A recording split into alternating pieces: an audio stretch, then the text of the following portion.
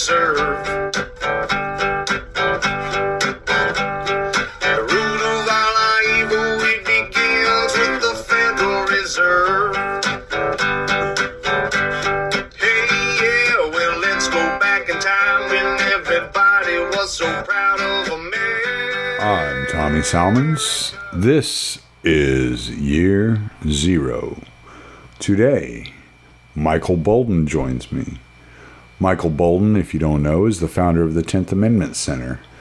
We sat down to talk about nullification, how it might work, how the federal government cannot employ and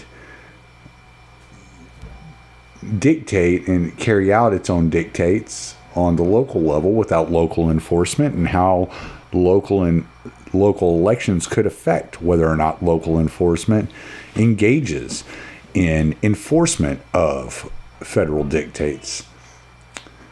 So, I think it's a good show, and I think it's quite worthy of listening to. But first, as always, RyanBunting.com. For all of your graphic design needs, go to RyanBunting.com. Ryan Bunting is not only a great libertarian, he's also a great anarcho-capitalist, and he's a great graphic designer. As you hear, my wife is trying to give my dogs treats while I'm talking about RyanBunting.com, where Pete Quinones and myself got our podcast logos designed.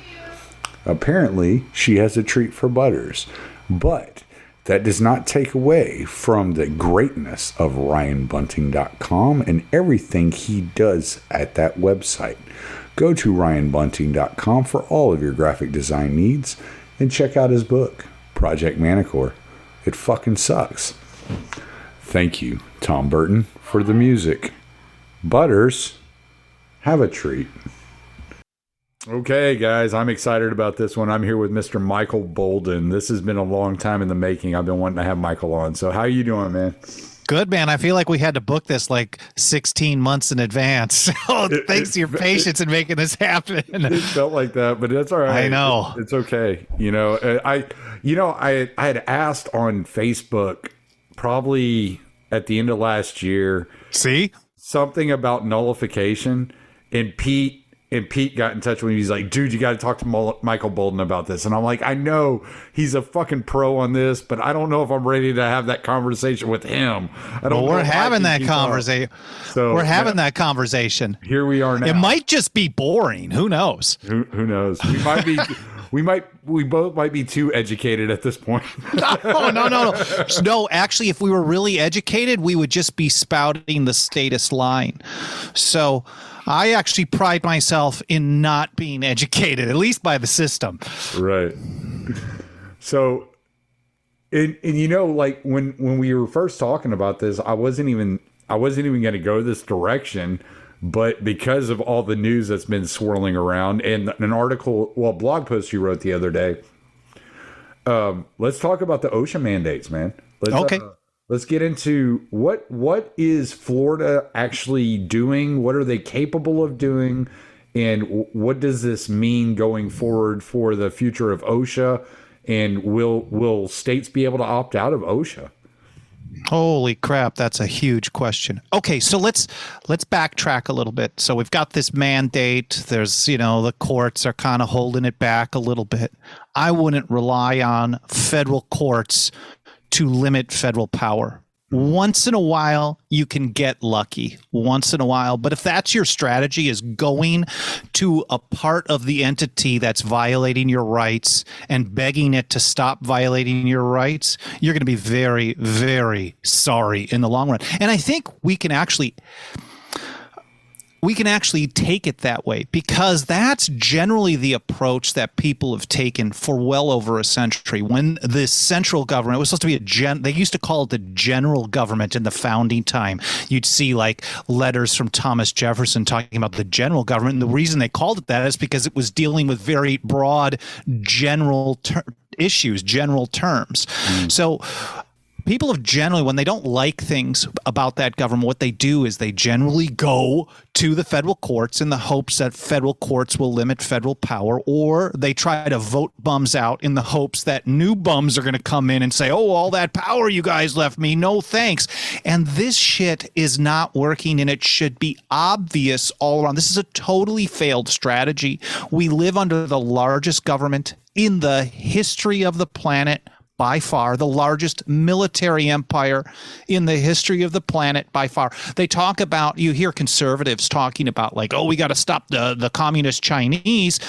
Well, if you really want to stop them, you got to stop Washington, D.C., because they spend somewhere around 7.5 to 8.5 times per year more than the communist government in China does, and they have 3 to 4 times the population. So what we live under today is an absolute monster state. It's totally evil, and going to that government is a bad choice. Now, like I said, if we get lucky on a court case, that's fine, but in the long run, it hasn't worked. And in fact, a guy named, I think it is Keith Whittington with Volokh Conspiracy, this is kind of a legal scholar, he's been doing research on court cases, and at minimum, only about 25% of cases that actually have made it to the Supreme Court all through history have been struck down by the Supreme Court. And then on a year-to-year basis, the Supreme Court itself gets anywhere between 10 and 15,000 requests to review stuff. They take somewhere around 100 to 150 cases, and maybe they strike down a couple of per year. So it's a numbers game. Again, I just wanted to kind of use that as the basis. Now, when it comes to OSHA, so if we set aside the idea that there's court cases, we want to actually try to find an Achilles heel. And with most federal agencies, there really is. The federal government relies, according to the National Governors Association, they issued a statement back in 2013 during one of these fake so-called government shutdowns when they, shut down some parks. They tell grandpa that they're not going to get their Social Security check, but the empire keeps bombing people and they keep spying on people, and the gun grabbers keep grabbing stuff, and the police state keeps doing prohibition and asset forfeiture and all the really nasty shit that we really want to see gone. But during that 2013 shutdown, the National Governors Association was very concerned. They said states are partners with the federal government on most federal programs. And the dirty little secret that supporters of the monster state don't want you to know is partnerships don't work too well when half the team quits. So full circle, short version of the long answer to your question is OSHA. We know that OSHA has two different versions of enforcement. You can either, on a state-by-state basis, either be a federal OSHA state, where in your state you're going to have a number of OSHA offices with enforcement officers, or you can be a state plan state, where a state submits what they want to do to implement the OSHA standards, and they run it on a state level. There are 22 states that are on a state plan. And overall, there's about 2,000 inspectors for the entire country. 774-ish work for the federal OSHA, and around 1,200 work for the states. And OSHA has been saying for years to inspect every business under its jurisdiction literally one time would take them approximately 160 years. So it's literally impossible for them to do the enforcement that they claim the power to do, that they want to do, if people refuse to comply in large numbers. And in fact, we saw on CBS News and just a couple of days ago, all throughout the week, they're talking about, well, we're going to be relying on, well, I guess let's call them what they are, snitches. They're going to rely on snitches. They call them whistleblowers because they want you to think that you're heroic for narking on other people. But when I was a kid, being a snitch meant something completely different.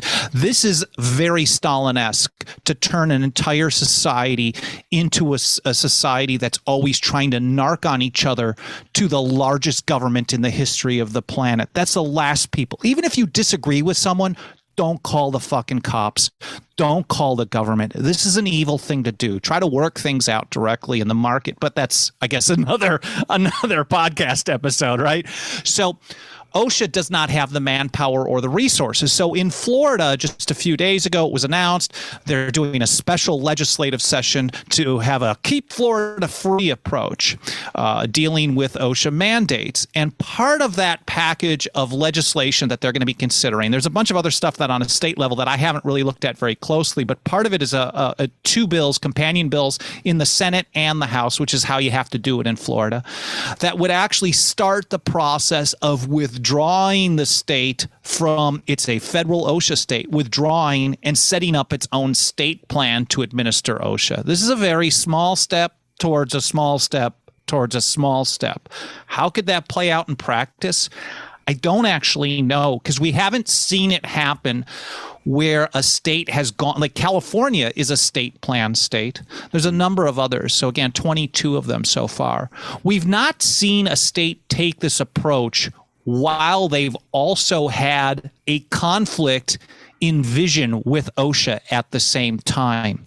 So could Florida theoretically go through the process, put in their submission, get approval to, and they have to get approval, which means it's a little bit more difficult because OSHA isn't going to leave until OSHA is satisfied that Florida's on board. Could Florida lie? I hope so. Could they lie and say, this is how we're going to administer the OSHA program and we're going to follow all your regulations, and then don't? That would be awesome. I doubt it when it comes to government officials that they would do something like that. They lie to us all the time, but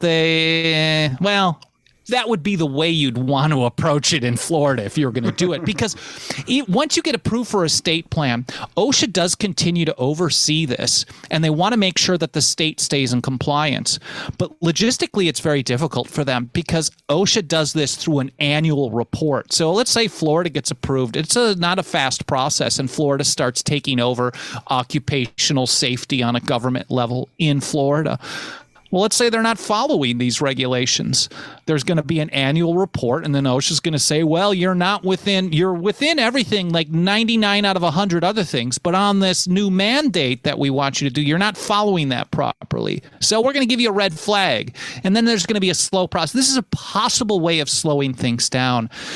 I'm not super hype about this as a great strategy, but I think it's a piece of the puzzle.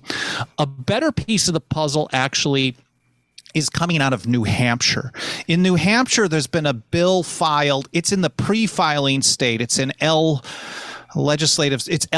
Legislative Service Request. It doesn't have a bill number yet, but it's from the Speaker of the House in New Hampshire, which means it's almost certainly going to pass. And what that bill is going to do, it will ban the state from participating in the enforcement or implementation of this new mandate on businesses. Now, if we're listening to what OSHA is telling us, what the administration is telling us, that they're relying on snitches, they're also saying it's a team effort with states. And if the states don't participate, we're actually helping break that down by not participating. And in fact, if we're talking about constitutional structure, James Madison, the so-called father of the Constitution, when he was debating or explaining to people how you keep the federal government in check, he specifically gave us a 4-step blueprint, which included states using a refusal to cooperate with officers of the union. So using this approach is exactly what the father of the Constitution said. It's actually, you might be surprised, also the exact same thing that Lysander Spooner said to do in response to the Hated Fugitive Slave Act of 1850. He reiterated this approach, basically saying that if you have to obey an unconstitutional law until the federal government repeals it or says it's unconstitutional, he said, then that means an unconstitutional law has the same force in law as a constitutional one, and this is absurd. So the way to deal with programs that you feel are unconstitutional, immoral, or unjust, for him it was talking about a federal slave-catching law of 1850 and 1793, is to resist it from the moment it's enacted. So resistance on a wide scale, individual, on a business level and then on a state and local level is really the path forward. I think it's going to be extremely difficult on this situation, but we've seen this play out already very successfully with cannabis. I mean, we see this all around us. 15 years ago, if someone would have said to me, dude, you know, Oklahoma, reddest of the red states, they're going to pass the broadest medical marijuana law of any state in the country, I always said, you are full of shit. But over time, people have learned that the world doesn't end when you have a little bit more freedom. And even in the reddest of the red states, the Utahs, the West Virginias, and Oklahoma and elsewhere, we're starting to see advances because people have said no on a large scale, and they're winning. Now, we just have to replicate that in dealing with OSHA, with gun control, with everything else. Is that the short version? That's about as short as I could expect. I told you just before we started, man, you're going to have to keep me in check because otherwise we're going to be talking for 15 hours here. No, I'll watch the clock, but I'm going to let you talk because I'm going to learn a lot. Is this interesting? I don't want to make it boring at all. I think it's important stuff, and it's important to have that foundation to recognize, A, the father of the Constitution said the way to defeat federal programs is to not comply. B, the federal government today relies on states to enforce almost everything. And then C, we recognize that OSHA doesn't have the manpower, the person power, or the resources. We see the same thing with the ATF, another agency that shouldn't exist, right? They have around 5,100 employees. A third of them are pencil pushers. They're in administration. So, I mean, I went to government school. So what does that mean? Like 3,500 enforcement officers.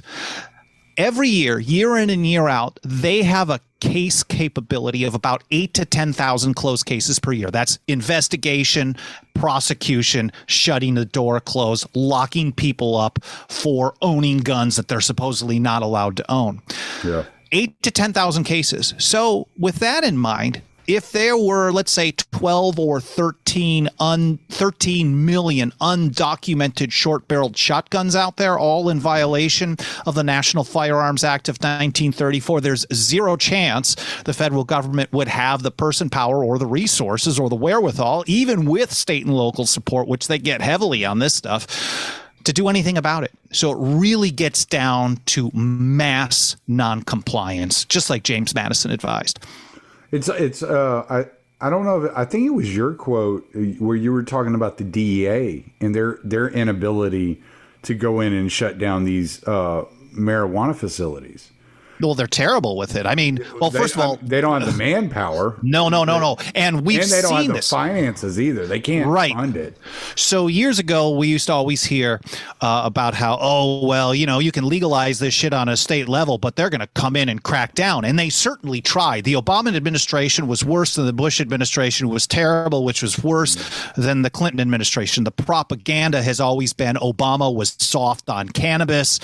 The reason being both sides in the mainstream debate love this propaganda. The right loves it. The conservatives love it because they want their base, the thin blue line base, to think that Obama was soft on crime. And then the Obama base, the Democrats, the left, they love that propaganda as well because they wanted people to think he was compassionate. But we know the numbers. So in the first few years of the Clinton administration, after they threatened literally weeks after Prop 215 passed here in California to legalize cannabis for limited medical purposes in the fall of 96, it was campaigned against by 3 different presidents, claiming that the supremacy clause said, you people can't do this, we're going to shut it down. Well, the people of California did it anyway. And in January of 97, Janet Reno and Bill Clinton, they basically put out a statement that they were going to start taking away the licenses of doctors who recommended cannabis to their patients. Well, that didn't happen because too many people were doing it. And over time, it overwhelmed their capability. So the Clinton administration did about 50 raids in those first 4 years. The Bush administration did about 200 or so over his 2 terms, 8 years. And then Obama, in his first 4 years in office, did 270, more than the Bush and Clinton administrations in 12 years combined. He was the worst, absolute worst. And there was a period where here in Los Angeles, there were about 1,700 cannabis shops. Most of them were very gray market, but there were about 1,700 of them. I've seen as high as 1,900, which were more than Starbucks and 7-Eleven combined. And we did the analysis. I think Mike Meharry actually probably did this. We looked at the DEA budget and the average cost of raiding, investigating, prosecuting, closing a case on a cannabis business. And it would have taken about 50 some odd % of the annual DEA budget to shut down the cannabis industry in Los Angeles alone. And that doesn't even count all the other parts of the state in California, and now the various other states. We're looking at 36 states that are saying some level of cannabis is legal for some people in some situations, and 18 states now are saying that recreational, at least on a 21-year or older, similar to alcohol, is in defiance of federal prohibition. So this process works. Letting people, or legalizing what the federal government prohibits on a state level, means the federal government can no longer prosecute them. They don't have the capacity. So the DEA is a great example. The ATF could be a great example. I'd love to see some red states similar to what we're starting to see in places like Missouri and Arizona, which just this year passed laws that ban the state from helping enforce a wide range of federal gun control measures. And in Missouri, they're starting to complain about it already. They're saying, oh, wow, this is severing relationships between local and federal joint task forces. And I'm thinking, holy crap, that's amazing. It's actually working better than I expected. We've worked on that piece of legislation for about 8 years and finally got passed. And within months, it's already severing relationships with federal law enforcement, which is exactly what it should be doing. We need to see the same thing happen. And I think, however mainstream some of these politicians may be in Florida and New Hampshire, I think some people are starting to recognize that if you want to change something, waiting on Washington, D.C. to change it is just stupid strategy. You can just defy them on a state level. We're seeing it happen with immigration sanctuary cities, with immigration sanctuary states, with cannabis. We're starting to see it with civil asset forfeiture. There's somewhere between 8 and 10 states that have opted out of the federal equitable sharing asset forfeiture program, and it has a great impact. They can't actually effectuate these programs when people in states just say no. Yeah, and see, that's one of the most infuriating parts to somebody like me that keeps up with what's going on, because I've seen, like, my mom, has gone through this and lost a 6-figure a year job, and she was able to find work. She's got 36 years experience, so it's like whatever.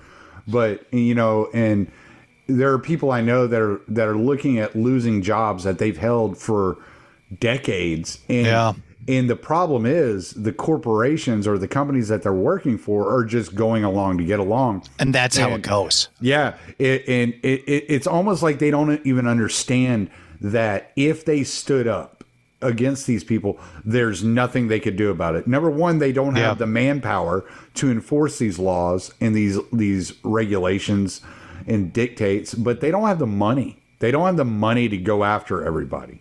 And so the corporations, the most infuriating part is the businesses just going along with them, despite, having whatever political connections they have or whatever. And that it's really disappointing from a freedom aspect, because it's like, okay, so those of us who want to live a free life, who want to have, autonomy and control over our own persons and the way that our lives go, we're just on our own. Yeah. Well, I think it's a realization of something that's been bubbling under the surface for a long time. Mm-hmm. And it's becoming more and more obvious to those of us who believe in liberty, who actually want freedom, that we're vastly outnumbered in every sector of society. Yeah. I mean, H.L. Mencken's quote was, people don't want freedom, they want security. Oh, yeah. I didn't know that one. My favorite Mencken one is one that I used to have on my Twitter profile. It was democracy is the theory that the general public knows what they want and deserves to get it good and hard. That's a good one too. I mean, that dude had so many good ones. Have you read his biography? No. Oh, I Is it amazing? It's great. It was. have it on audiobook, and when I was still driving over the road, I'll listen to it a couple of times. It's great. I'll make sure I send you the links. Oh, cool. Thank you. Really Thanks. Good. Yeah, it's really good. You'll really enjoy it. So OSHA, man, it's going to be interesting to see how things play out. Really, we know that they can't enforce this. There's no chance. They know they can't enforce this. They're making it public that they can't enforce this. So if it ends up being enforced, we know the root cause of the problem is that the general public is totally on board with the monster state. I mean, that's what it gets down to. Because even the businesses who want to be on board, who just or don't want to, they don't want to cause any problems because they've got to report to their shareholders and things like that. Even them, they can't survive if the workforce, if 90% of their workforce says, screw you, we aren't doing this. They can't operate. So they would have to report to their shareholders and say, well, we lost our money. Yeah, we can't operate the business. It really doesn't even have to be 90%. I mean, it could be something as low as 30 much or smaller. 40%. Certainly would have a huge impact. I mean, you think of like a retail. You think of like a retail, and that's kind of where I'm working at is in retail nowadays. But if you think of retail and you get like 2 or 3 stores shut down because nobody wants to come to work anymore. Like I went to Jack in the Box earlier today on lunch just to grab me something to eat, and they have a sign out front that says, we don't have enough workers, we can't open the dining room. And so it's all drive-through only. Well, I'm in a truck, I can't go through the drive-through, I can't fit through it. So I had to go up to a truck stop and grab Wendy's, but whatever. But I'm thinking they about lost business because of it. Well, it's not even that they lost business. I'm thinking about it. I'm like, wow, man, this isn't the first time there's a Burger King right down the road from me that I noticed like shut down like about a month ago because they don't have anybody coming into work because inflation is killing people. They're like, we can't afford, like, we're not making enough money to afford the gas to get to work, let alone feed our families, this, that, and the other. And so I'm just thinking about it. And I'm like, if you get, a few like Home Depot shut down, or you get, like some Kohl's shut down or something like that. Like that's big. That's huge. So it's going to be interesting to see how this plays out. I mean, it's going to tell us a lot about our neighbors, how this plays out. Do we have people who believe in the doctrines of passive obedience and non-resistance? This is something that we can go all the way back to what John Adams referred to as the beginning of the controversy between the Americans and Great Britain, which is James Otis and his arguments against the writs of assistance in 1761. His argument was, as soon as they do something beyond their authority, it's void and it's up to we don't have to follow this. And the people at the time, they literally railed over and over and over against these what they called the doctrine of passive obedience and non-resistance. John Dickinson, they call him the penman of the Revolution. In a broadside that he wrote against the Stamp Act, he specifically said, if you comply with the act, if you use their stamped papers, you voluntarily rivet perpetual chains around your unhappy country, because compliance sets the precedent for them. And once you comply, once the general population complies with a new attack on their liberty, there's zero reason, none, for them to ever withdraw that power. The only way you keep a government in check is by refusing to participate, refusing to comply, refusing to enforce. That's the only way. And that's specifically what Spooner said in to me, it's my favorite thing that Spooner wrote, was his 1850 paper called A Defense for Fugitive Slaves. And there he specifically says, this is resistance in large numbers, resistance by the people. This isn't rebellion. draconian. This is literally keeping the Constitution in effect, because if they can't enforce the stuff when they try to go beyond it, then that's how you keep them in line. So we need to see that. You're laying out a moral backbone that they have to like adhere to. Like we're not willing to be immoral to our neighbors because our neighbors have a different opinion, or maybe have different health circumstances or different life circumstance, whatever it may be.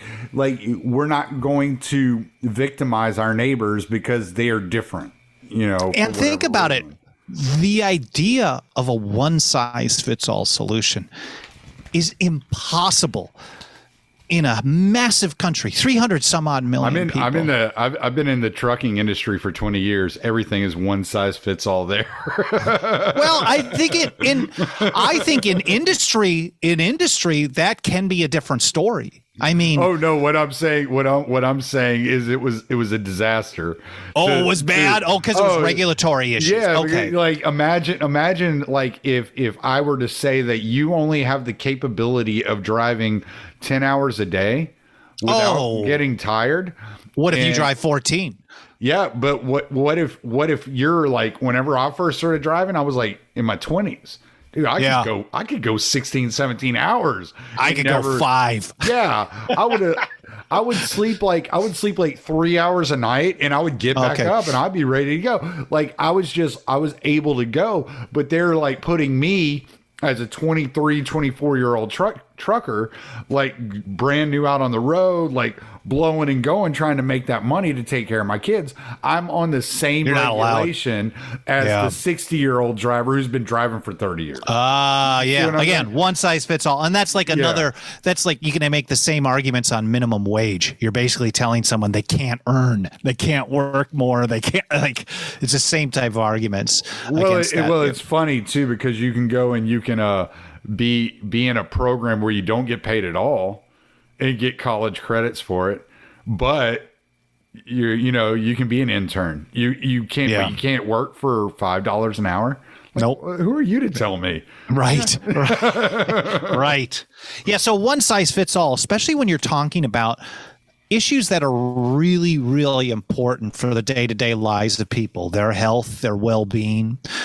I mean, we can look at a guy like Chief Justice John Marshall. If you really are kind of in support of liberty, whether you like the Constitution or not, whether you kind of are Spoonerite or Madison, you can still recognize that Marshall was probably not that awesome. But Marshall himself specifically wrote in I can't remember what case, maybe Gibbons versus Ogden. I can't remember the case, but he specifically said, all manners of health regulations are not something that's in the purview of the federal government. So even the big government, Chief Justice John Marshall, specifically said these types of decisions are not to be in the hands of the federal government. The reason that they wanted it decentralized is because each area, people are going to look at things differently. And if you don't allow people to do that, you create a scenario where you have a low-grade civil war every few years where one side versus the other is trying to control the entire system. And that creates what we live under today, which is this partisan nightmare where everything is politicized.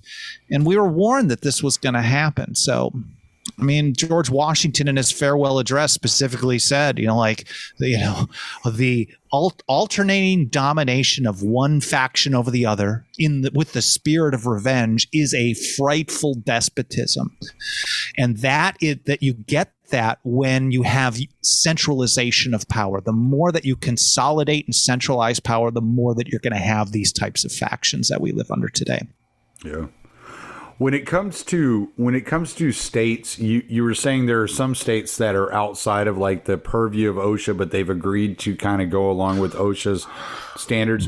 Are there any like states in that position that are hopeful? Yeah, I know you mentioned California, but like, is there like California's not hopeful? Yeah, no, not at all. But is there like a South Dakota, maybe a Texas or one of these states that Texas is a federal state? Well, one thing that I should clarify, when they're a state plan state, they're actually agreeing on the state level to actually follow all the OSHA regulations. So zero. It doesn't matter.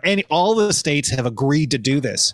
What I was suggesting regarding Florida is because Florida seems to be kind of, I mean, they're terrible on so many police state issues, but like on this particular issue, they seem to be kind of pushing things in a different direction. In fact, the Speaker of the House, when they released their press release talking about this suite of legislation, he talked specifically. This is a very mainstream, very neo-conny, mainstream Republican dude, and he's saying like, look, they're using OSHA as a weapon, so we don't want OSHA here. We'll set up our own system and we'll get them out of here. To me, even if they don't really go their own way, the fact that that mentality is getting out there to the mainstream is a small step forward. That to me is, I mean, we're talking about, again, the largest government in the history of the world. You're never going to change that around in one fell swoop. So I think really what's going on in Florida is a very small scratching of the surface, and hopefully that will rally people to the notion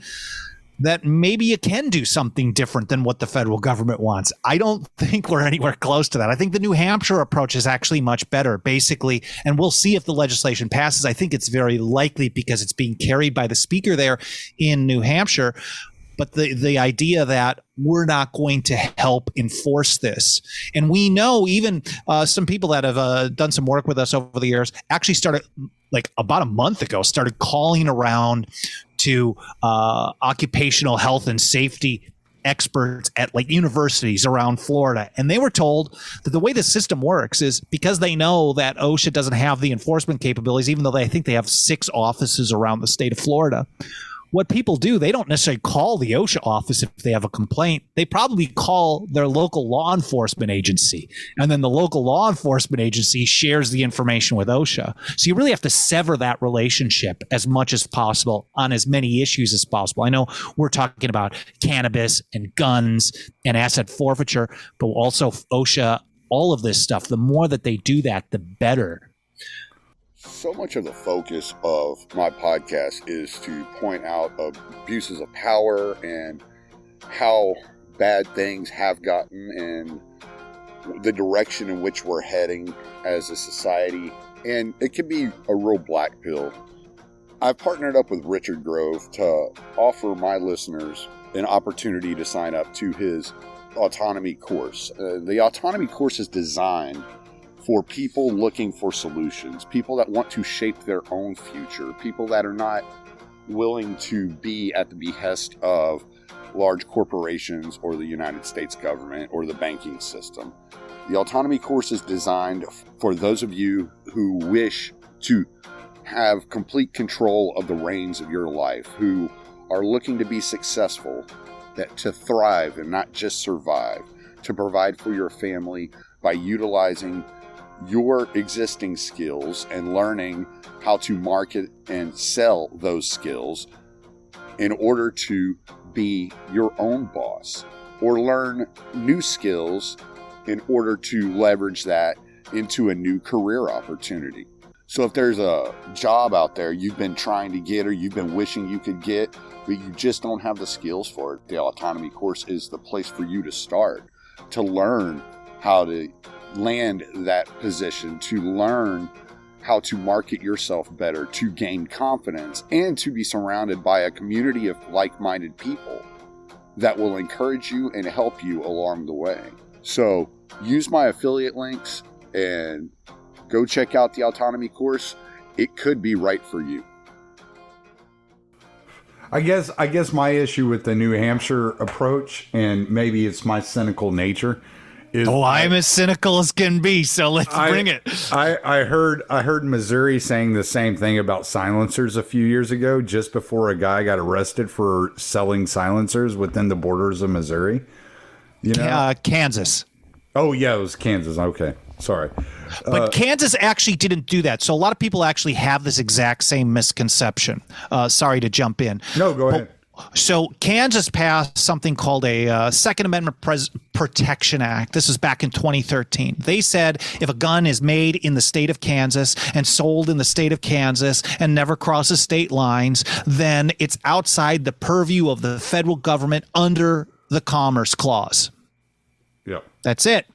What they didn't do is what we told them they needed to do as a follow-up, which is ban the state from helping the federal government enforce violations of that should the federal government disagree. And of course, the federal government disagreed with Kansas, and the two people were arrested.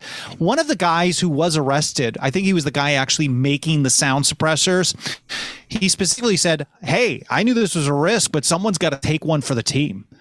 And they both kind of got a slap on the wrist. Shane Cox and Jeremy Kettler are their names. But they actually, the enforcement was done with the assistance of Kansas state and local law enforcement. When they stop helping, the problem with the ATF or any of these other agencies, so generally the way a raid goes is if you're doing a gun arrest, there's one ATF agent on the ground, sometimes two, depending on the situation.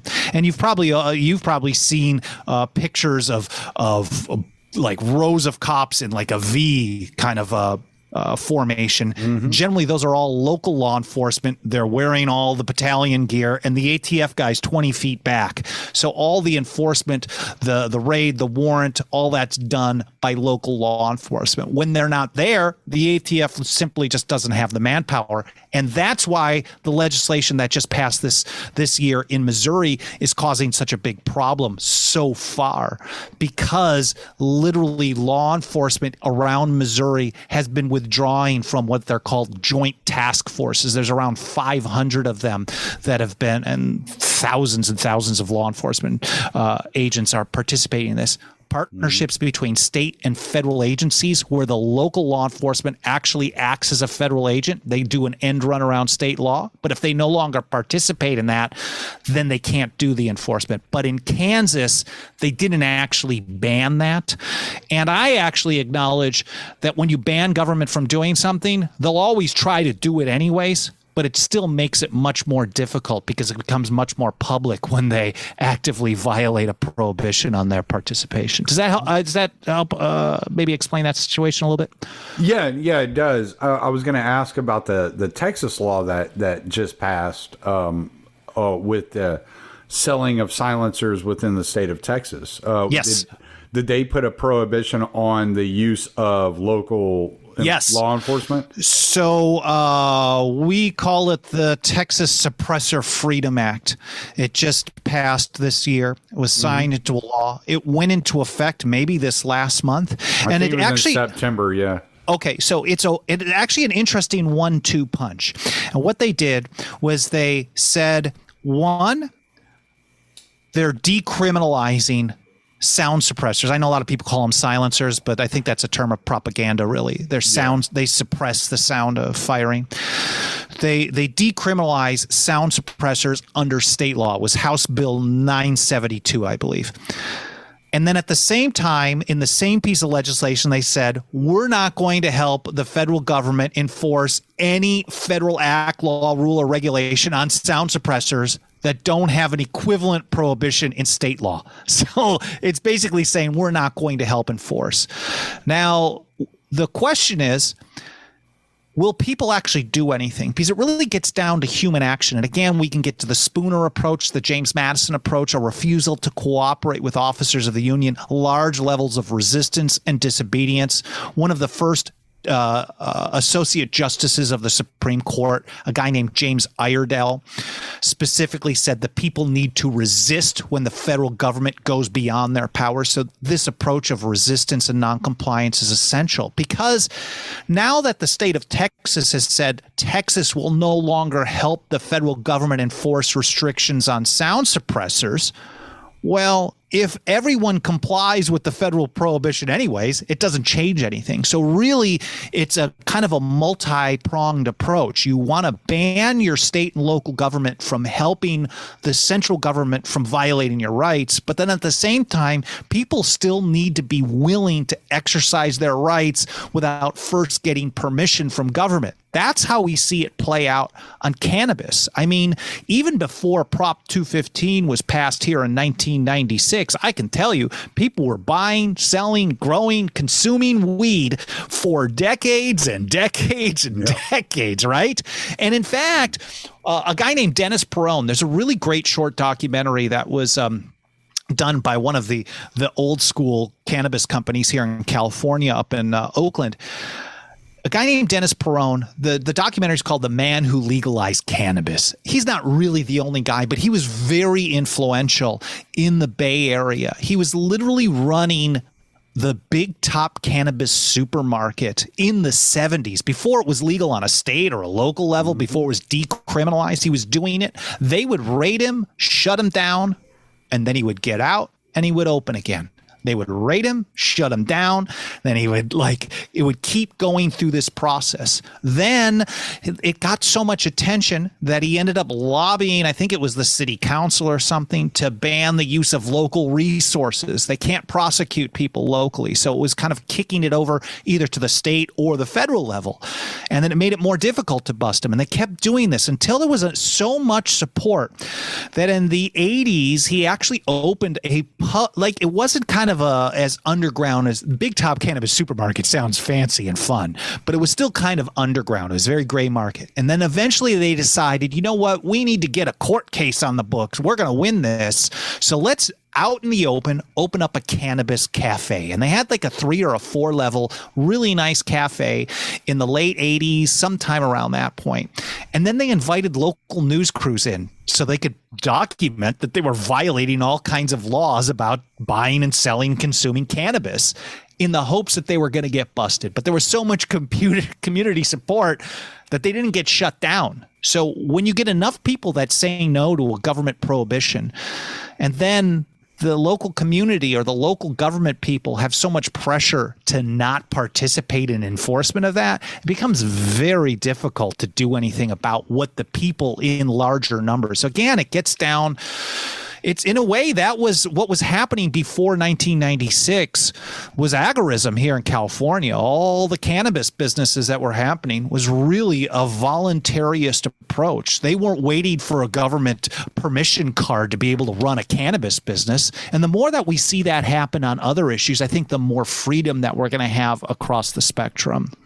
Yeah, no, for sure. I agree with you. And I there are a few of us that have been for a couple of years. We've been sitting back, we've been watching what's going on, and we've been, no, this isn't going well. And we've taken much more of an agorist approach in our own lives, and yeah, saying, okay, we're gonna figure this out, and there's gonna come a day when you see the SEC, put together an ESG task force to police environmental, social justice, and corporate governance of these things, and it's being kept tallied as a score on your investor status as a 401k holder. And I had no idea, but it doesn't surprise me. Wow. I'll share some articles with you. Please. Yeah. I did actually a podcast on this on Pete's show a few months ago. Yes, sir. Oh, cool. I love him. He's great. Yeah. And I was just people aren't talking about this. People aren't talking about it. And I'm yelling. I had no idea. Wow. Everybody was freaking out about the possibility of vaccine passports. And I'm y'all are missing it. Vaccine passports are part of this ESG score, because if you go to is that kind of a step towards a social credit score? It is a social credit score, but basically it's based upon where you spend your money.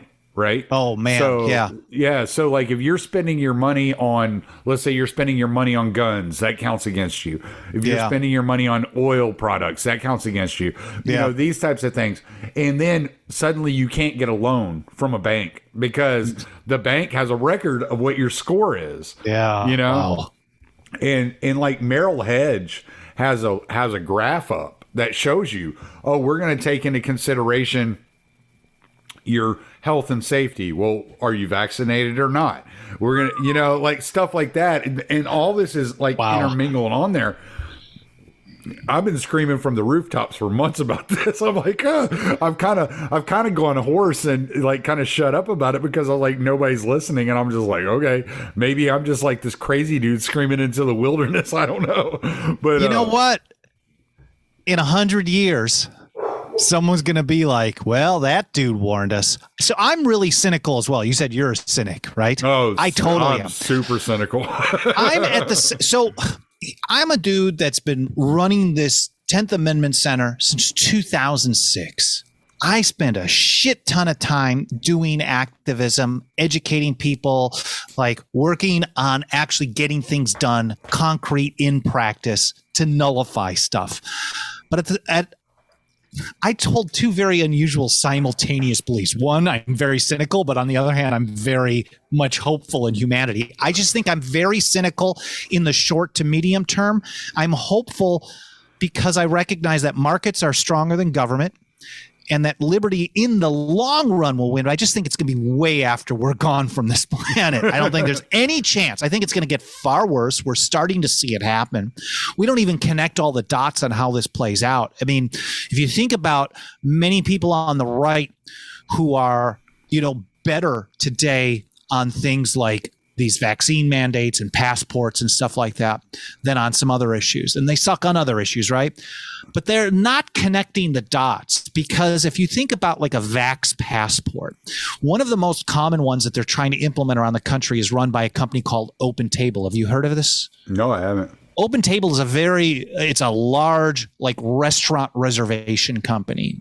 You do online reservations with low, middle, fine dining. It's in all the large cities. If like I went to to celebrate my 18-year anniversary with my partner Sarah last month, and I used Open Table to make a reservation. Well, Open Table is one of the primary companies that's actually implementing a digital vaccine check for restaurants, right? Well, the vaccine check that they're working with, the way that they're building that is through a company called Clear, which partners with the TSA at airports to provide expedited access.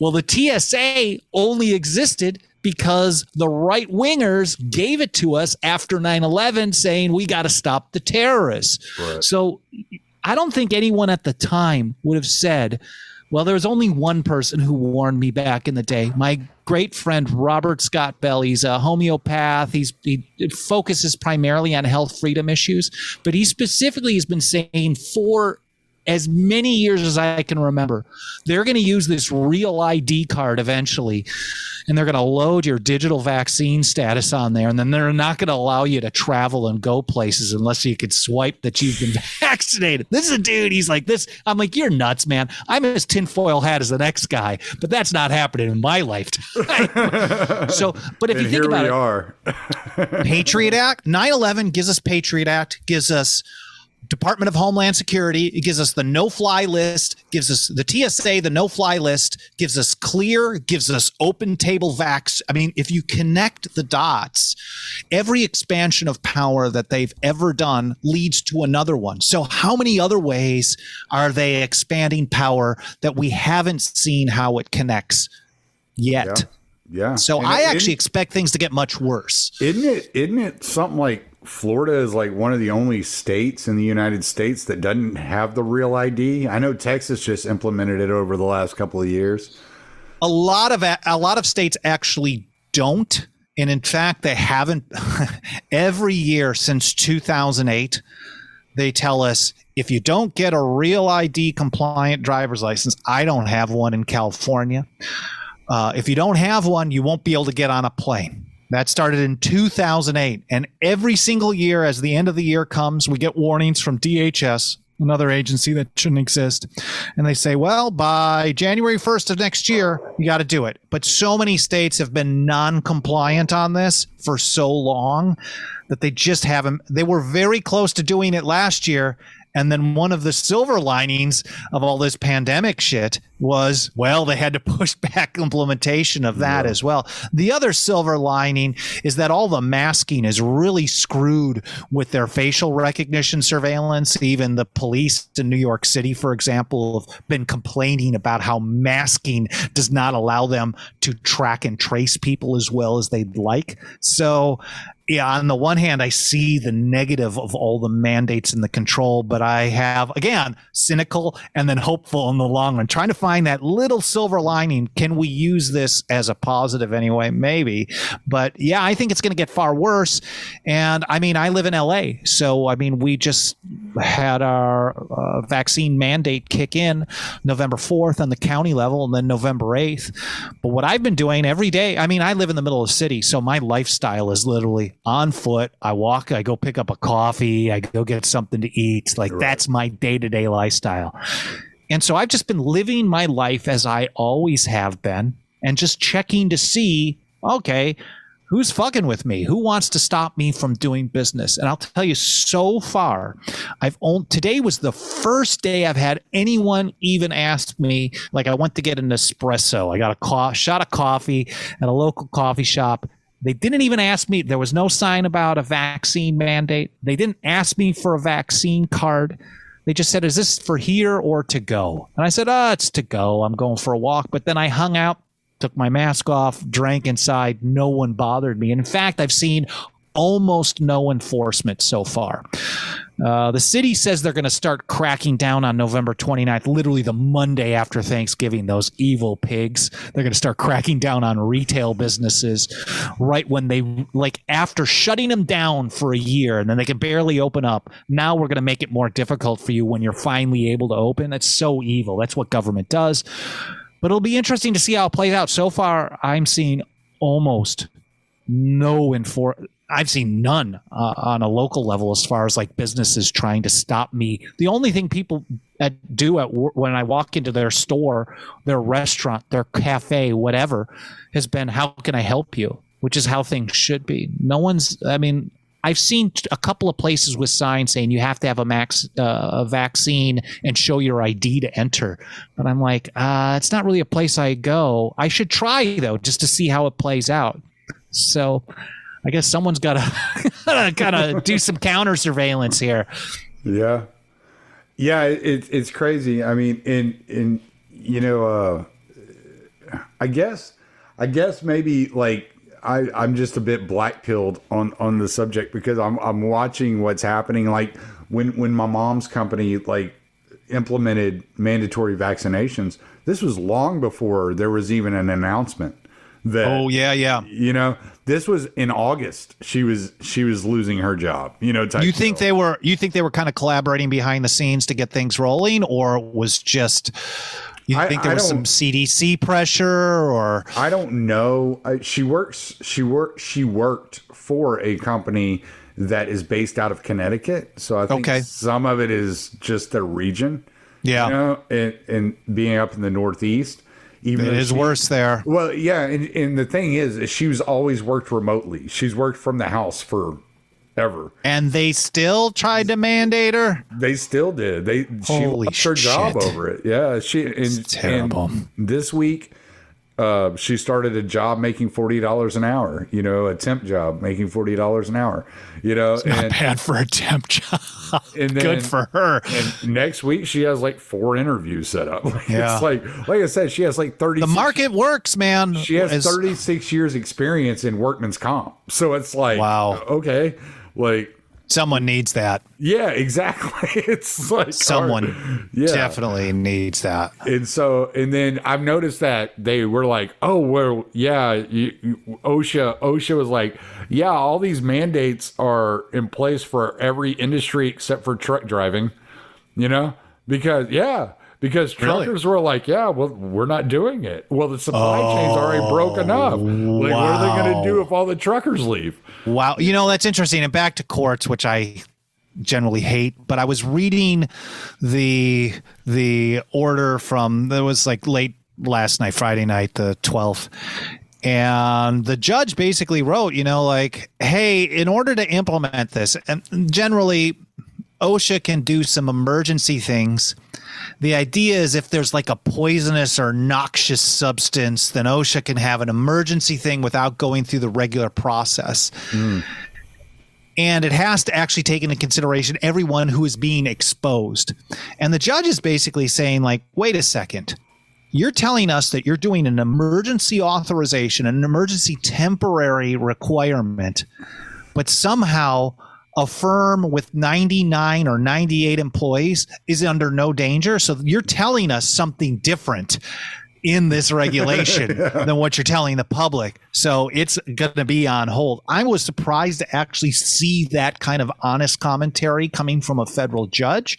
But it's true. I mean, that's a really good way to put it. Like, all of a sudden there's an exception. So it's not as important. They're really just pushing. And I try to think about, like, follow the money, right? They're just pushing, like, government is paying for all these vaccines, right? No, they lifted all that. No, but who pays? Who's paying for the vaccine? Now we have to. What do you mean? Yeah, no, now it's set up. They lifted all the government assistance on vaccines and testing. So now you have to pay for your own vaccine. Now you have to pay for your own testing. Like, none of that. And as soon as, here in LA, they're still as socialist as could be. I don't think anyone pays for it here. No, as soon as it was lifted that the testing was free, as soon as the testing started being charged, they started charging you for the testing. That's when they came down with this mandate saying, well, you either have to get a vaccine or get tested once a week.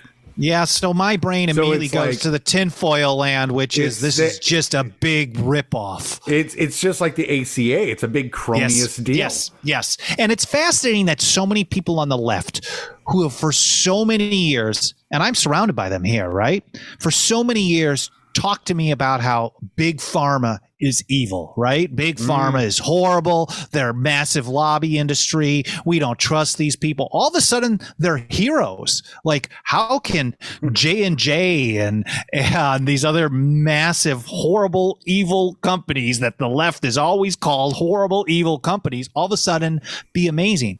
Because they're so in love with government that as soon as government says it's good, then they're like, oh, yeah, okay, great. I mean... Yeah, it's just wild. I mean, I just talked to Thad Russell yesterday, actually. Cool. Did a podcast with him, and we were talking about the. Were you on his show or the other way around? No, he was on my show.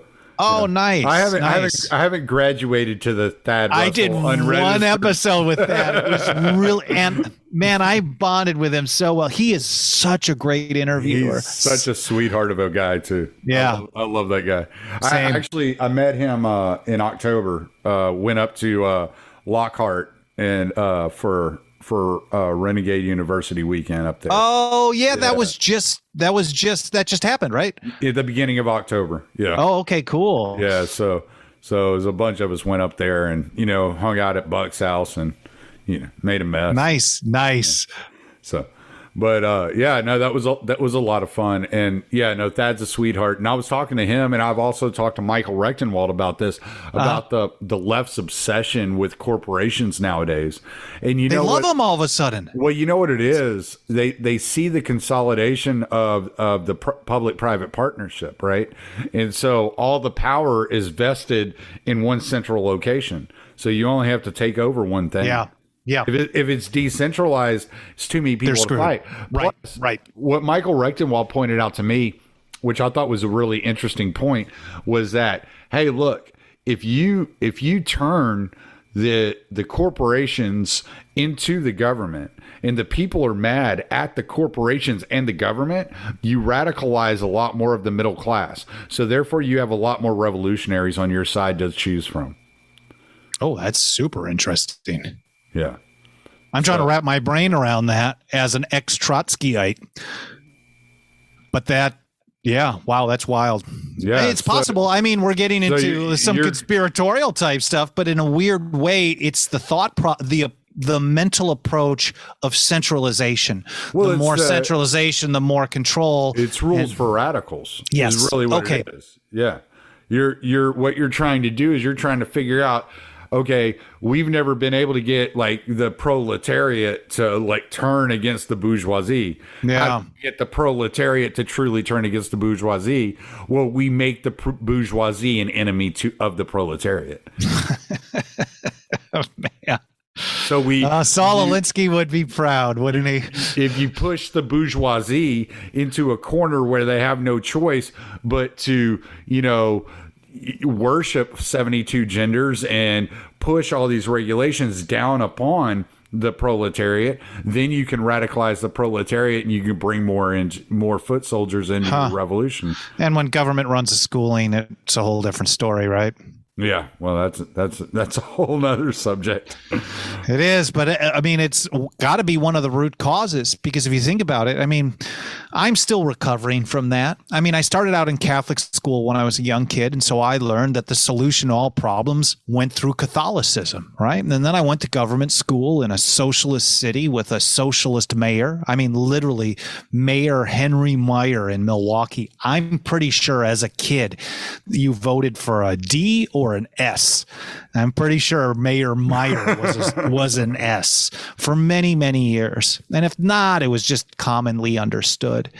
And so government school, of course, we were taught all the solutions to our problems went through government. I mean, as a kid, you remember the airline bailouts in the 80s? Yes. So my first instinct when I heard about these was like, government's bailing out airlines. Shit. Why don't they just own them? Like, whatever percentage they're putting in, that should be the percentage that they should own of the company. That was my natural gut response to hearing about this. Not, they're stealing money from people to hand it to these corporations, to these businesses. It's government's money, and they're basically buying their way in, and government would do a much better job running it. And that's what I was propagandized with from birth, really. Yeah. And so we're all victims of this government schooling. And sometimes I'm so angry at the general public and people that I meet. But I have to also recognize, again, we're all victims. We've been propagandized from birth. So we've got a very, very difficult road ahead. The great rest in peace, Chalmers Johnston, who Ron Paul used to cite for his blowback trilogy. When Ron Paul was running for office in 08 and 12, he would actually cite books that were influential on his thinking, his approach to government. And Chalmers Johnston's Sorrows of Empire, this is called the Blowback Trilogy, talking about foreign policy. He was a heavy CIA asset in Southeast Asia, talked about how imperial foreign policy would lead to terrorism and war and all this stuff. Well, I saw him give a speech at a Quaker event here in Southern California, which is cool. I wish they still did Quaker peace events. I'm sure they do. We just don't hear about them anymore because the left doesn't care about war when a Democrat's in office. But I saw him. It's true. It's sad, but true, man. Shit, back when Bush was, bombing countries on Hollywood Boulevard, there'd be 10, 15,000 people. 10,000+ people at one protest. It was incredible to see. And then soon as Obama came in office and started wasting people in other countries, the protests were gone because it doesn't count anymore because he's the peace president. But side note, Chalmers Johnston really had a great point. He said, all the money that this country is borrowing from the Chinese just to pay the debt, just to keep things afloat. These little things that can't go on forever don't. And to me, in a weird way, that's one thing to think about, to be positive about, because what they're doing today, it can't continue forever, whether it's the debt for the empire, the printing of the money, the mandates, the control. I think over time, the market will find a way, just like what you're talking about with your mother. She got booted out for a mandate, but there's 3, 4, 5 other people that want to hire her. And I think over time, the market is going to respond to this, and people will, well, if they say 100 employees, well, maybe a firm is going to have to split into two. Yeah.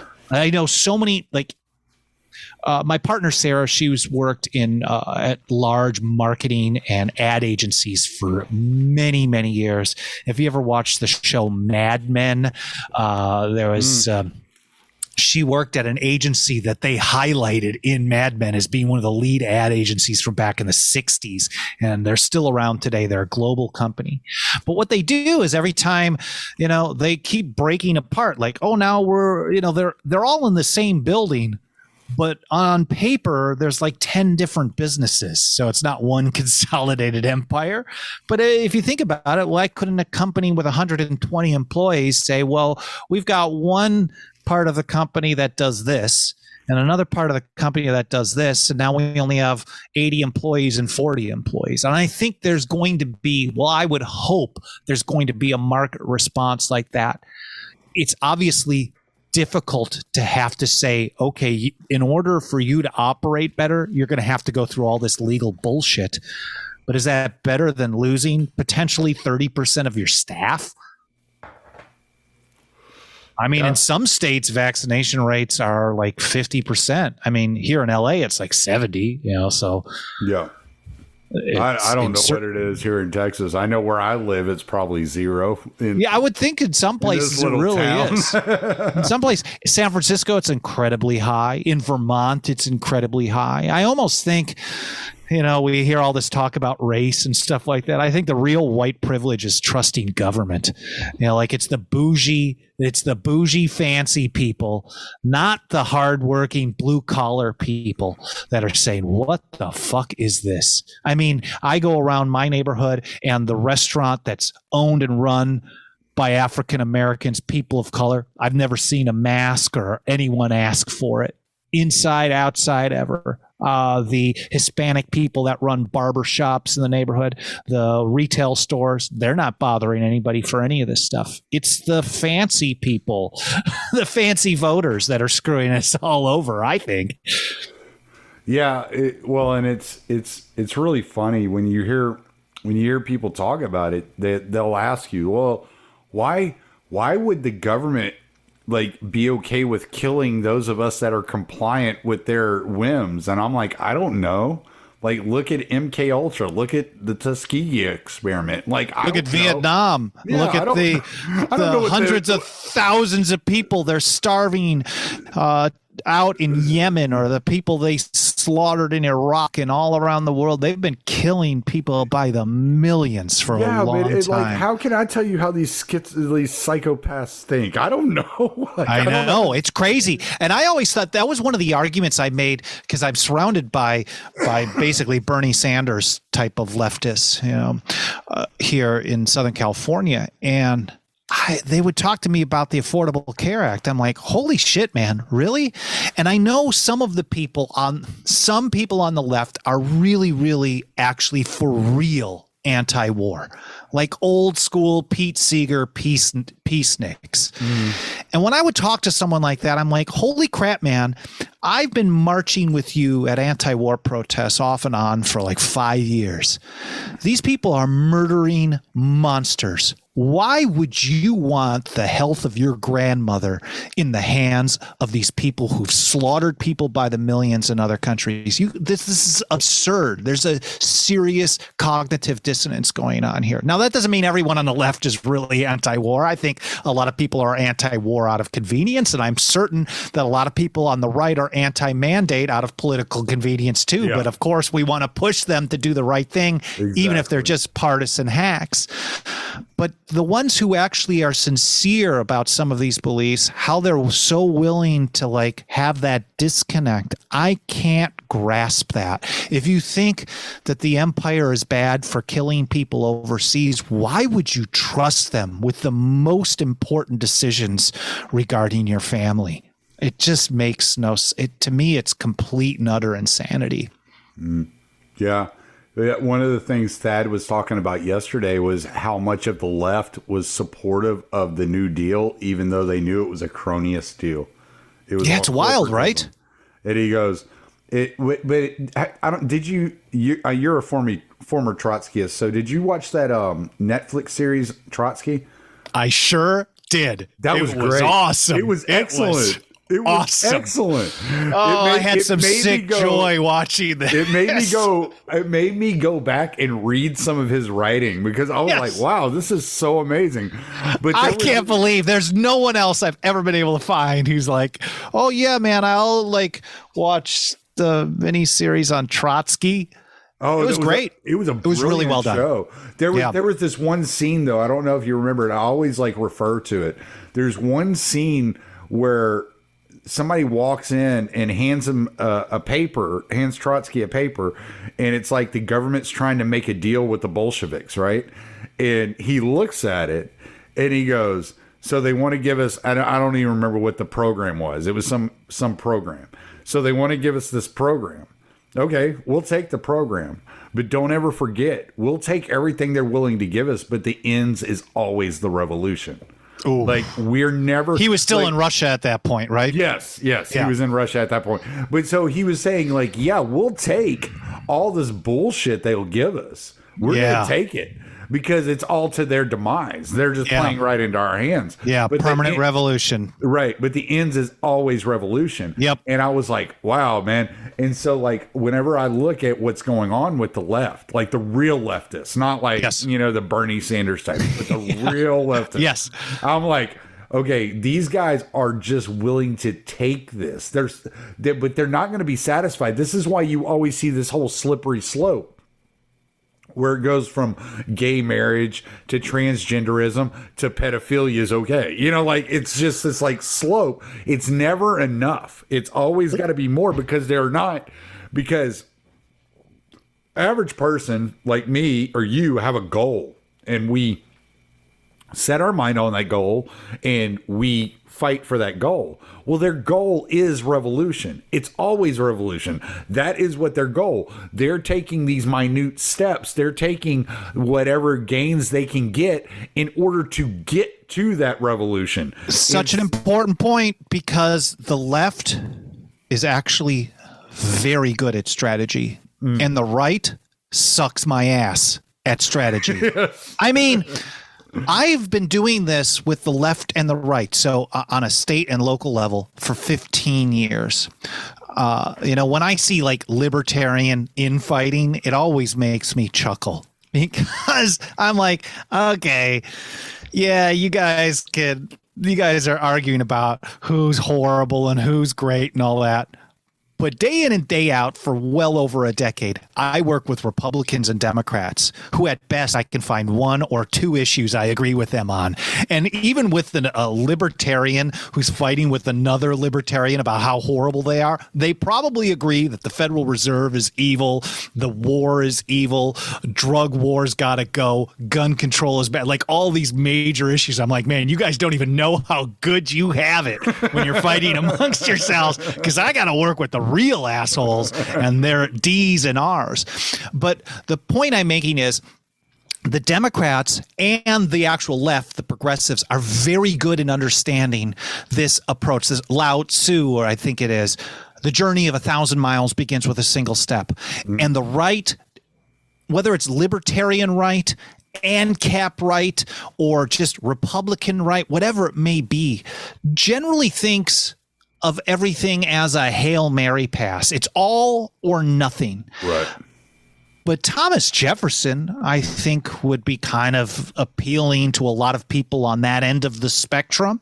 He specifically said, here's a letter to his great friend, the Reverend Charles, maybe not great friend, but longtime friend, Reverend Charles Clay in 1790, specifically said, the ground of liberty is to be gained by inches, because we have to take what we can get and constantly push forward for more, because it takes time to convince men even what's for their own good. So we have to lead by example, take every small step. That's what they've done to us since before we were born. And so we actually at 10th Amendment Center, we actually put this kind of approach into practice. We take this leftist strategy, which really isn't a leftist strategy. It's Jeffersonian. The ground of liberty is to be gained by inches. They're just flipping it to the ground to total revolution, total centralized control is to be gained by inches. And they do it very well. They've done it for a long time. Well, that's how they took the media and the universities doing this. Piece by piece. And Jeff Deist at the from Mises Institute, Jeff, I participated in that one a couple of years ago. They had their annual supporter summit here in Southern California a few years ago.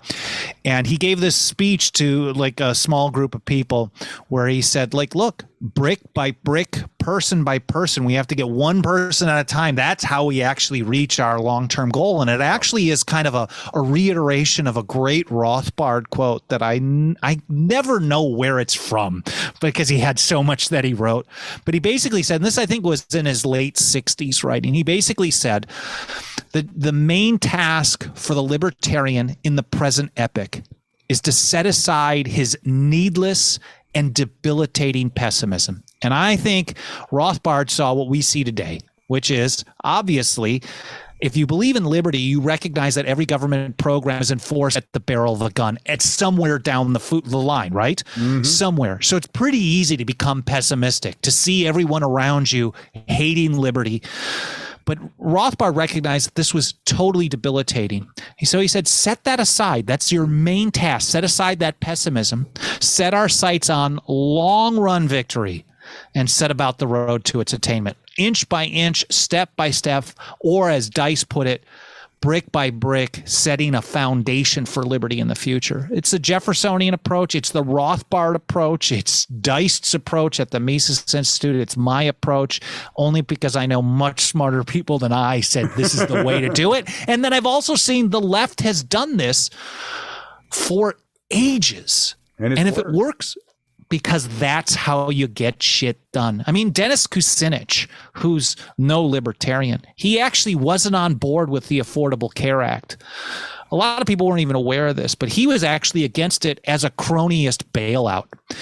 And he just got lambasted. He was actually a holdout vote on that when he was still in the House. He wasn't going to support it because he saw it like what a true leftist, a progressive, would see it as. This is just a bailout of these corporations, forcing people to buy insurance from these major insurance companies. This is not what a progressive would do. And that doesn't mean we have to agree with him on anything else, but Ron Paul certainly worked with him quite a bit on foreign policy, and there is common ground there, right? Right. But he ended up caving. And I think he was convinced that, okay, cave on this. And it's basically that example that you gave about Trotsky. Like, okay, take this. It's not exactly what you want, but you're still moving the goalpost towards your end revolutionary goal of complete consolidation of power. So, yeah, man, I don't even know what I'm talking about at this point. I'm just rambling with some stories. Oh, we're good. We are over an hour though, and yeah, we probably should wrap up pretty soon. I'm getting a little hungry. Go eat. Yeah. Well, hey, any closing thoughts on how people should approach this OSHA mandate? Because this is really like kind of what people are dealing with today. Yeah. Whew, that's a big question. I mean, it's big in that it's such an individual thing, right? Because when we're talking about resisting, when we're talking about Spooner saying resistance to unconstitutional acts, and you don't determine constitutionality based on what the government tells us is constitutional, according to Spooner and according to all the founders as well. The Constitution is the supreme law of the land, no matter what government happens to say. He said resistance is our natural right, and it's not, he didn't call it a duty. People like Samuel Adams specifically at 1771, Samuel Adams says it was a duty to defend liberty against all hazards, no matter what. But this isn't really an individual choice, because doing that carries with it individual risk. And so while I would love everyone to be as John Brown as they can be and take a stand, I don't know if going blazing out is really the right approach for everyone. We all have to think about this and be smart. You don't advance liberty from behind bars, right? Like, tell Ted Kaczynski that. Well, I'm just playing. I'm just joking. well, I guess people are reading that these days. Hey, he made a lot of sense. There's no doubt about that. Gandhi's approach Yeah. was very effective. Rosa Parks' approach was very effective. You don't have to like their overall politics, but they were able to rally people to their cause. Gandhi knocked down the empire. I read this great book by a guy named Stuart Baker, I believe, called,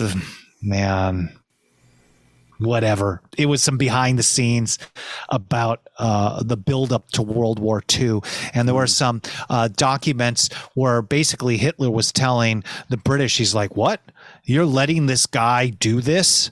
I would take him into the public square and blow his brains out in front of people, Right. So non-compliance in most situations in large numbers can be very effective, but you really need those large numbers. So I think the important thing to people to do in this kind of situation is to build strong local communities. That's step one. Strong local communities. Yeah. People that you can trust, that you can rely on. That's very hard. And people who haven't done that, well, me included, we're way behind the 8 ball on that. We're behind by a number of years. People who have been prepping and planning for this, these are people we need to kind of pay attention to and follow their lead. I'm not necessarily talking about collapse type of thing, but we really have to start thinking about, have you heard of the Freedom Cell effort Yeah. John Bush, amazing human being, right? So this type of thing, the Freedom Cell network, is really what we got to kind of lean towards.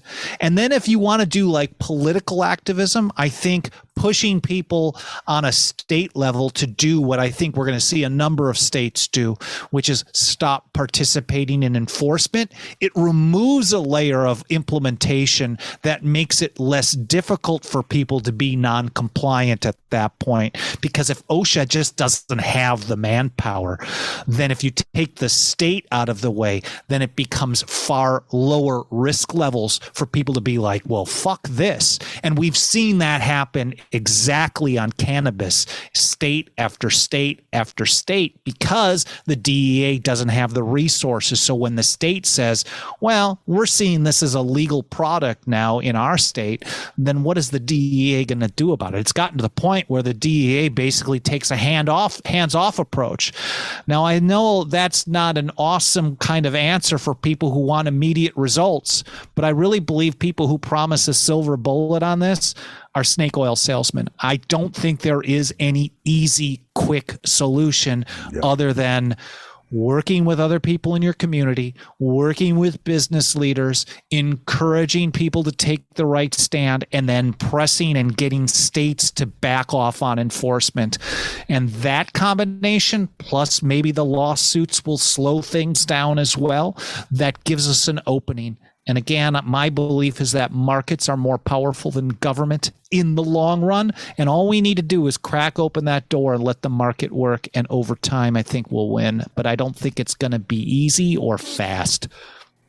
We're talking about not being easy. The one image that keeps popping into my head as you're talking is the guy in Tiananmen Square staying up the tank. Yeah.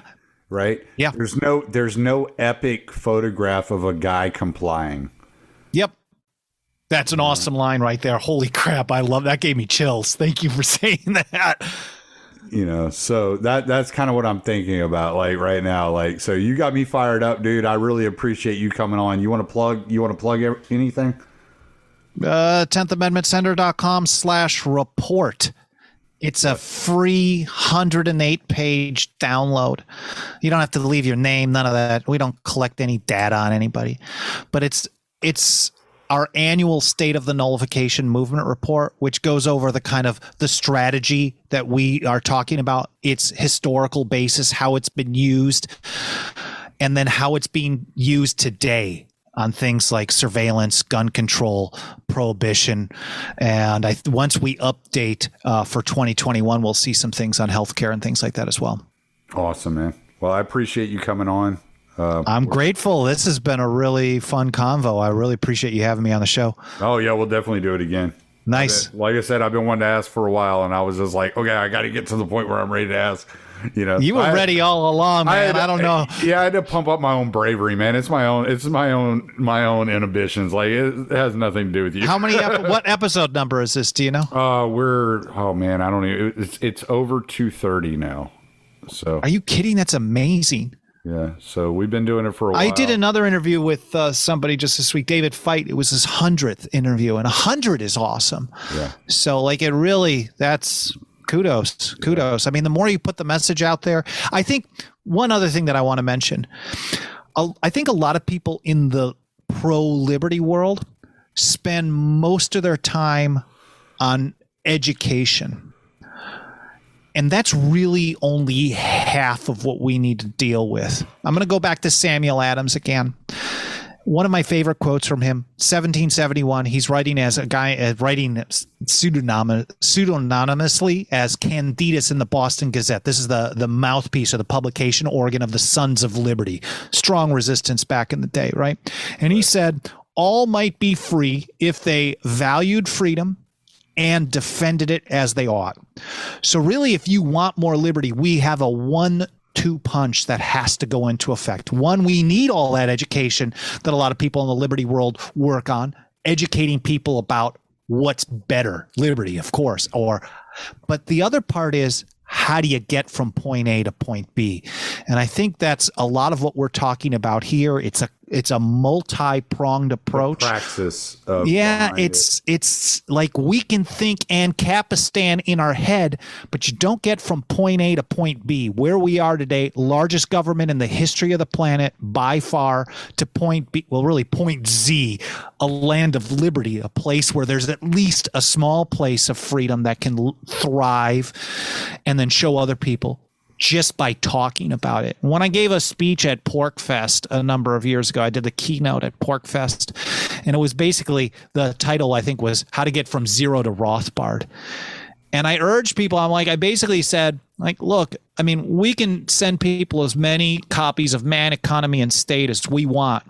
But at the end of the day, the people, the normies, they don't give a shit. They're not going to read that. They're not going to listen to the audio books. They're not going to watch videos. They're not going to read anything. They're not going to do any of that. We have to show them that liberty works. And that, I think, gets to the agora in many ways.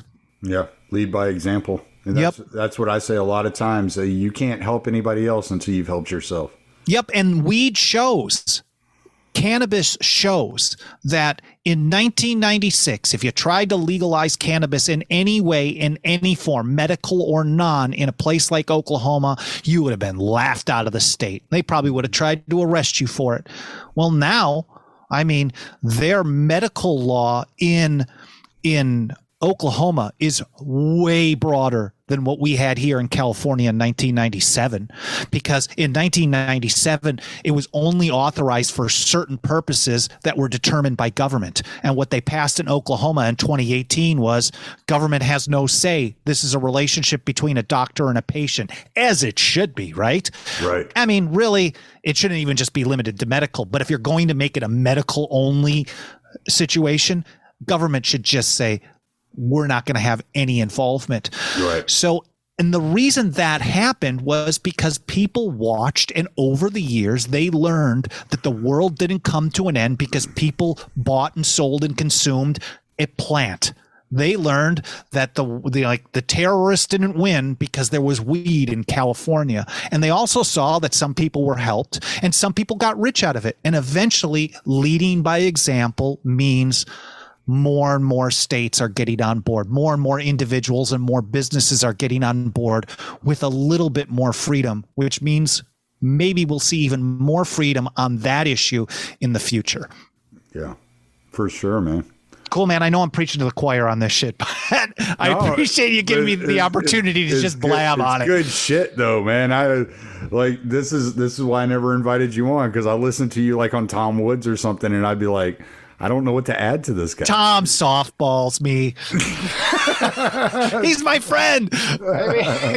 We're all friends here, man. Of course we are. All Of right, course. brother. Well, I really appreciate it. You get you something in your stomach. You know it. Thanks, Tommy, and peace to you. All right, brother. I appreciate All right. it. Have a good night. All right.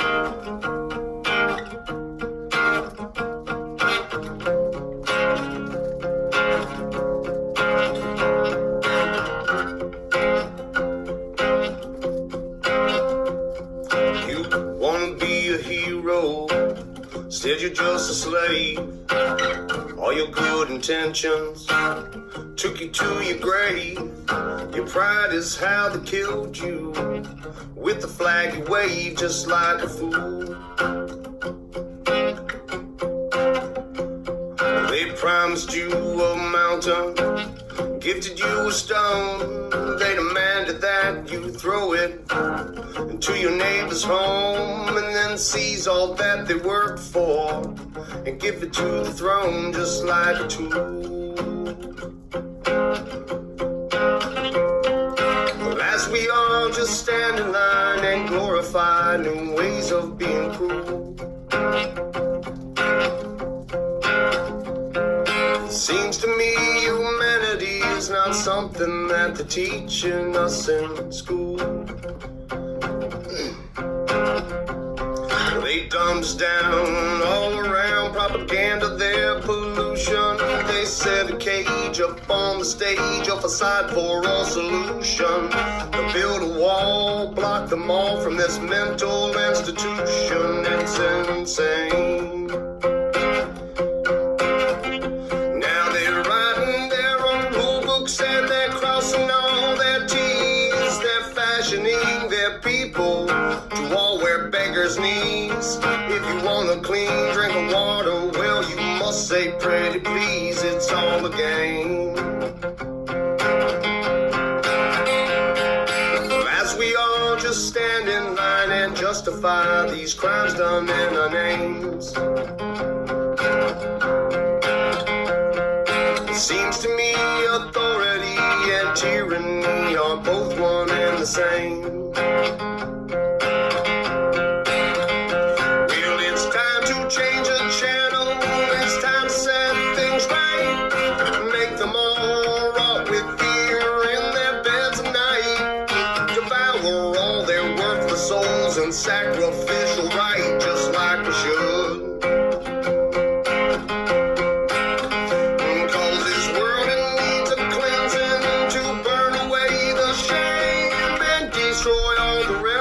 Of those who are to blame, and we'll stack them up like cordwood, watch them sizzle on the flames for good. Well, as we all just stand in line waiting for some kind of Robin Hood, our liberty will never be until our right to freedom is understood.